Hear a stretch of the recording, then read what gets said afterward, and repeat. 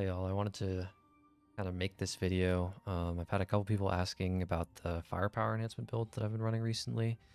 I've actually been testing with quite a lot of builds, and I found something that I think is quite strong that I don't think anyone's really played yet, at least on the firepower enhancement side. Um, Essentially, it's just like a 7M build where you just drop utility skills for more DPS skills. But I also think that the other builds that I've seen kind of do this have kind of missed an important interaction that I'll go over later in the video. This video is probably gonna be fairly long, so there will be timestamps. But if you're familiar with FPE already, you can skip around and just take a look at the build and kind of how it should play generically. Um, the TLDW of this video is I used to think firepower enhancement was pretty bad, but I think it's just because the builds people are using are not necessarily optimized. And I actually think that there's a pretty good argument that FPE is just better than Barrage in most Hell content, if not all Hell content. It's kind of the hot take, but unironically, I'll be playing this build in pretty much every Hell mode going forward. So looking at the background for the builds that I was trying to make here, I just wanted something that could do Hell Belshazzar. And I didn't want to play Barrage Artillerist in Hell Belshazzar. And the current FPE builds didn't do enough damage, in my opinion. I mean, they did okay damage, but I was really looking to push the ceiling of the build while still having a Swift substat to kind of do some of the mechanics that looked a little bit more difficult for Artillerist. And also, I didn't want to be stationary for 5 seconds at a time in a raid where every mechanic will kill you. So, let's look at the pros and cons of the build real quick. So it's way less pattern reliant than Barrage, just in general. If you've played Barrage Artillerist at all, you kind of know that if the boss decides to jump around and screw you over, then you kind of just lose all your damage. So I think FP is going to just be consistently better in Hell modes. Like your pull by pull is going to be higher average, in my opinion. You're tankier in non-turret form, obviously with the FP engraving. You have that extra, what, 15% damage, taking less damage. So in Barrage, you actually take like a significant amount of damage out of turret form in Barrage now. So I know that's kind of a pain point for a lot of people. Having a Swift substat makes positioning and mechanics way easier, especially in raids where that matters more, like Vicus, Clown, and Shaza. And you're way less support reliant. On Barrage Artillerist, if your support wasn't good at DRing you or buffing around your turret form, you just couldn't play to your max potential. And it was pretty hard in pug lobbies to kind of get that synergy going. Some of the cons, compared to Barrage at least, it has a lower ceiling, right? So like obviously the max ceiling of Barrage is very high, assuming you have good synergies, your party support are playing around you, and the boss patterns are good. But honestly, the ceiling of this build is fairly high too, so I don't even know how much that applies anymore. And then the other con here is the playstyle may not be for everyone. So like not everyone wants to wait like 4 seconds between skills landing, right? So it requires like a really high mechanical knowledge of where the boss is going to end up, like 3 to 4 seconds in the future sometimes. And also because you're not running any mobility skills and you're not running energy field, I guess the leeway for messing anything up is much lower than like a standard FPE build would be. So let's look at the skills. So this is what I'm currently running. I think this is probably the highest like crit swift FPE build ceiling you can get. And I'll explain a little bit in a second. But let's look at so I've tested with a couple builds. So this is another build I tested where I just ran level 4 enhanced shell and then just like maxed out every other DPS skill on the tree. What I kind of found with this build is that there's no good way to proc Conviction Judgment, and also there was no good way to, even with multiple focus runes, there's no good way to keep your mana to a state where like if you have good uptime you can actually still cast abilities. So what I kind of fell onto is still keeping Enhanced Shell at level 10 with the damage tripods, but then using Napalm Shot as kind of like a it's honestly like a very good synergy skill, right? So you can get the weak point enhancement, the target focus, the wide explosion. You also get Conviction and Judgment procs very, very easily on this skill now. And the cast of the skill is like way better than it used to be. Like I was surprised when I was using this skill how usable it actually felt. Um, so I'll just go through my skills real quick. This homing barrage stuff. This focus rune can be replaced with a rage rune if you're playing with someone that has mana support. So if your support isn't taking off your mana tripod or something. But other than that, pretty standard tripods there. Pretty standard tripods here as well. We don't take lightning barrage because we're overcapping crit in that case. So flame barrage is just better every time. I think laser turret's pretty much always better than big pack. You just don't want to be spending more of your time casting turrets if you don't have to be. Then, yep, standard stuff here. Standard stuff here. I've tried build variants where you like go down to 4 enhanced shell or like 7 enhanced shell with the swift attack speed, but all the build variants I tried, the level 10 enhanced shell is just way, way better. Oh yeah, here's the runes. I'll talk about the runes a little bit too. I think this, you have some flexibility. Most of the time I'm using target focus because that stagger debuff is actually significant in a lot of content. But I think there's an argument for wide explosion where that doesn't matter, obviously. And then you can use gravity explosion in this slot instead of flamethrower. I prefer flamethrower because technically the ceiling is higher if you're running quick prep, casting it off cooldown. Gravity explosion is probably slightly more burst though. The issue with gravity explosion though is that the cooldown is so long and you can't afford you just don't have room for another cooldown gem. So I think flamethrower is just better in my opinion. Then I think there might be an argument for ignore collision, but the range flame to me just is the best. And then for this build, I would use Azure Flame. There are builds where Scorching Blaze may be better, maybe like crit spec builds with FPE, but for this build, I think you have almost no problems getting the full cast of Azure Flame off. All right, so looking at runes, obviously we talked about the focus rune. This is just Gale Wind, standard stuff. I put Conviction on Napalm Shot and then Judgment on turrets because putting it on Napalm Shot allows me to choose when to proc Conviction, and then the turrets will just like proc the Judgment whenever I want to choose to proc the Conviction. Obviously, we put our legendary Gale Wind on the skill that has the longest cast time, right? Bleed here on the spammable skill, and then our 2 Gale Winds here. Pretty self-explanatory, I think, here for this stuff. Looking at our gems, kind of what follows, right? If you notice, 12s in all of our main DPS skills, and this is just going to be more damage than splitting 11 and 11. Flamethrower and Enhanced Shell don't do enough damage to justify going down to like 11 and putting 11 here. That just doesn't make sense with the current distribution of damage.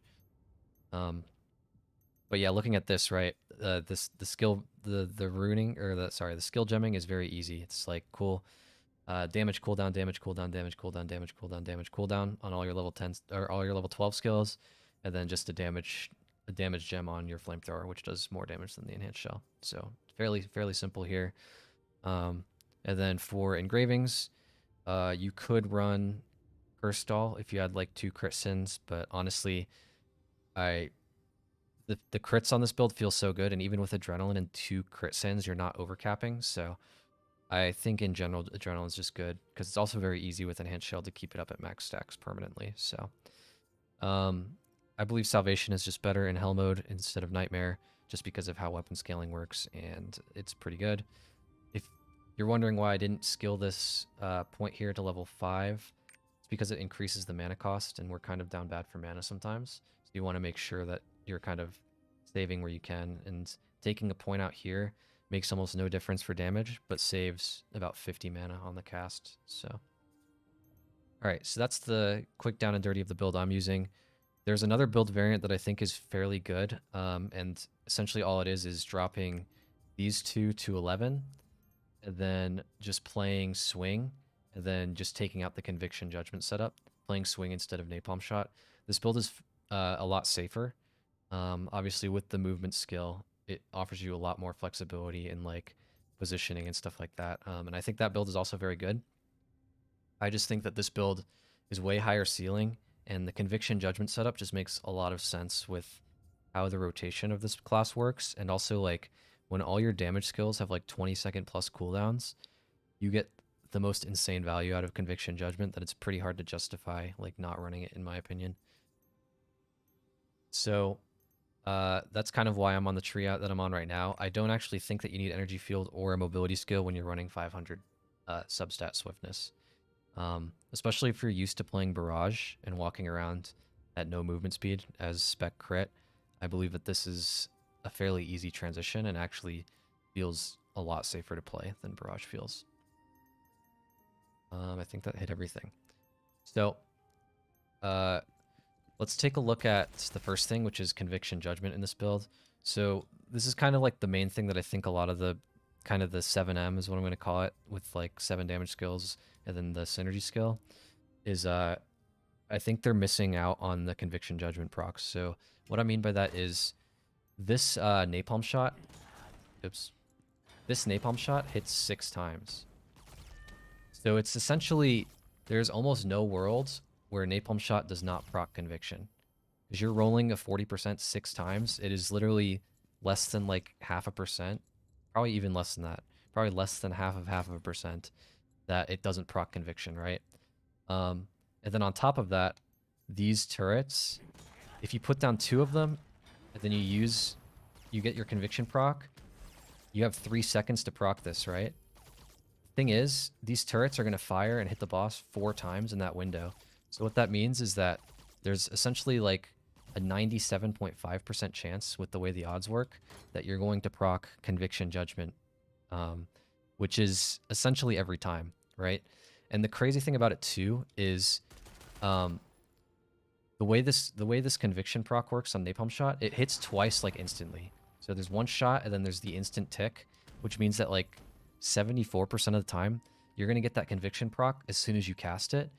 Then if your 2 turret shots hit it like at the same time, there's another 74% chance that it'll proc that Judgment instantly. So around half the time you're going to proc the Conviction Judgment instantly, which then allows you to throw your entire rotation in the Judgment window. And if you look at the cooldowns on these skills, right, it's like 14 seconds, 15 seconds, 18 seconds, and then 23 seconds. Like if you get a Conviction Judgment proc off in this window, I think it's still on cooldown. There we go. Like 13 seconds, 13 seconds, 20 seconds, and then 16. So you're essentially saving 2 seconds on each of these skills. So 6 seconds and then another 3 here.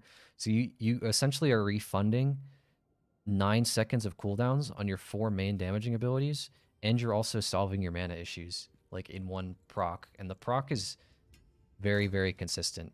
Like I said, there's a 97.5% chance that if you have 2 turrets down and you hit Napalm Shot on the boss, there's a 97.5% chance you're proccing Judgment. So honestly, it doesn't make sense to not run it, in my opinion. All right, so that's kind of how this Conviction Judgment works. So that's kind of how my opener works as well. Obviously, you want to kind of maximize your chance to kind of hit the lotto. So what I'll typically do is I'll throw both of these down. I like using the enhanced shell first, just to give the turrets like another tick of time to potentially proc before I cast my skills. So that's kind of what my opener typically looks like, which kind of gets into skill priority. So if we're looking at damage per cast, the skill priority works like Pressurized Heat Bomb does the most damage, Homing Barrage does the second most damage, Air Raid does the third, fourth is MRL, and tied with Summon Turret essentially. So even though this has the highest damage, typically I like to chain these 2 together just because they flow so naturally, and then it also allows you to get your adrenaline stack. So one thing I'll see people do sometimes is they'll just like throw these out and do this to start the fight. The issue that you end up running into is that you don't cap your adrenaline before these bombs land, so you're missing out on that entire buff, like the crit buff and the attack buff. So the Conviction Judgment route is actually really good because not only does it like allow you to cap your adrenaline before these skills land, but it also like just gives you a chance to high roll and get like a shit ton of cooldowns back on your abilities, right? So that's kind of the the gimmick of the builds, and I think it's way stronger than people realize. And after I've been playing with it a bit, that's why I've been like kind of excited to make this video after I played with it, because I think it's kind of an overlooked synergy in this class specifically. Some other tips. So slight skill nuances. If you're not used to playing FPE, you'll notice that like as you cast skills, pretty much all of them are insta adrenaline stacks. One thing that's not, you'll notice, is flamethrower. Since it's a holding skill, it has to expire before the adrenaline stack works. So one thing you want to be careful of, if you proc like a judgment or something, this skill doesn't actually go on cooldown until after you cast the full thing. So you're typically not going to get much value of proccing judgment into flamethrower. Also para-immune skills. So pretty much all your main skills are going to be paralysis immune. I guess there's like two major exceptions. So one is homing barrage. So if I imagine this is like the Lugaru wolf from like Vaulton Gate 1, if I'm standing in front of him and I see him about to swipe, if I try to cast homing barrage and he interrupts me, it's just a rip bozo, right? So this is like a scenario where you would use probably pressurized heat bomb, tank the swing, and then reposition and do that, right? You will lose a lot of damage if you get staggered out of homing barrage or your summon turret. Pretty much all these other skills have para immune though, so that's just something to keep in mind. Another thing is identity usage. So there are times like when you're doing your rotation, right? I'll just do a quick rotation here. See, and we're just like proccing judgment every time. It is very, very consistent. So there are times like in this scenario, right, where it's like, okay, I have 7 seconds. I'm just going to use energy cannon. Then I'm going to leave. Then I'm going to have my stuff back up. I probably could have left a little earlier there, but yeah. People think that the identity gauge just doesn't matter for firepower, but there are legitimate scenarios where if you look at your bar and everything is like 5 seconds from coming off cooldown, it makes sense to cast a spell in the turret. Besides, obviously, the other use case of using it for a shield and push immune, right? Another thing as well, when you're doing your rotation, just one thing to keep in mind is your synergy lapsing, right? Especially if you cast the synergy first, you want to just make sure you're watching it, because sometimes if you like try to flamethrower here, you'll notice that the synergy actually lapses before the flamethrower comes out. So you want to make sure that you're throwing enhanced shell before you do that. And I'm guilty of that too sometimes, especially on like atropine openers with my ult. Sometimes I'll let my synergy lapse because I'm too focused on casting my big abilities, right? So one thing as well is essentially how atropines work on this build. It's pretty simple. The way I think about it is just I want to hit homing barrage, air raid, pressurized heat bomb, MRL, and my ult in one atropine window. And the way this kind of works too is you are pretty much, because conviction and judgment is just like essentially a free proc on this build, you will pretty much always get 3 casts of your ult, and that lines up really, really well with your 3 atropines.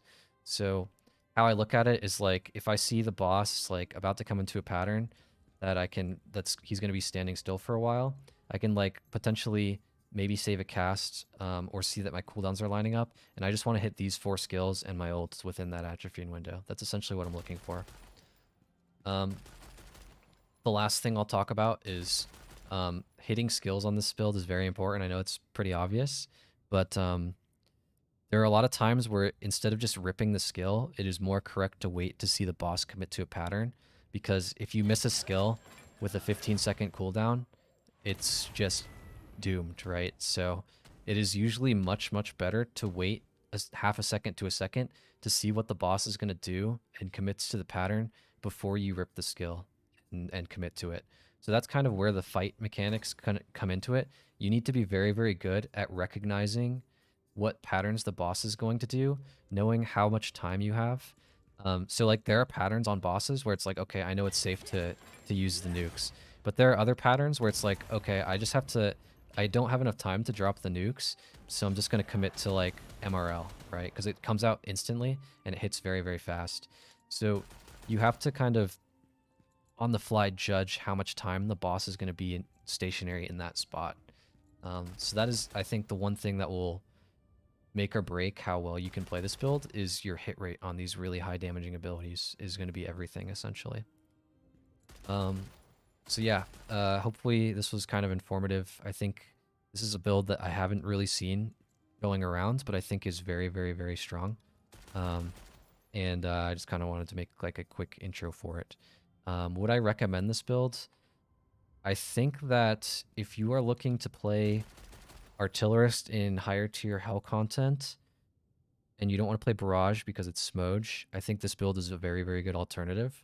It is way safer, and it provides better party synergy because of you can run the stagger debuff, and I think your burst windows are actually arguably better because not only does your firepower meter last longer, but as soon as the boss comes down after like a burst window phase, one, in FPE you'll probably still have max firepower meter, and two, you can just pump like 4 massive damage skills, and a lot of these you can precast, right? Like before the boss even comes back, you can precast nukes or precast your heat bomb, right? So I actually think that like on a consistent basis, you're going to be doing more like phase to phase, because the issue with Barrage is, yeah, you can keep your meter, but what ends up happening is you need to end up building firepower gauge back anyway after the boss phase is done. So it's essentially like I can either rip my barrage gauge and do no damage with the barrage skills because my meter is fucking 0, or I can rebuild the gauge anyway up to wherever I need it to be and then go into barrage, which is usually the better choice. But it's like at that point, why wouldn't I not just play FPE where my gauge is still going to be full because of the way the time works on the engraving, and I can just use all my damaging abilities as soon as the boss comes out of the phase. So I think there are a lot of gates where this build is literally just stronger than Barrage. So yeah, I would recommend it especially if you like Barrage. This build in some ways feels a lot similar, but it also is a lot more freeing because one, you don't have to, your support isn't going to make or break you, and there's actually a lot of skill expression with how you try to land your skills on this build and try to maximize the amount of times you're hitting with them. So I would recommend it. If you're newer to the class or less familiar with Artillerist, I would recommend the build with Swing, and that way you don't really have to think about conviction judgment windows or anything like that, and you have a mobility skill. But if you're kind of experienced with Artillerist or want to try a build with a higher DPS ceiling that kind of has a little bit more skill expression, I would definitely recommend it. Cool. Well, hopefully this was insightful, and thanks for watching. See you next time.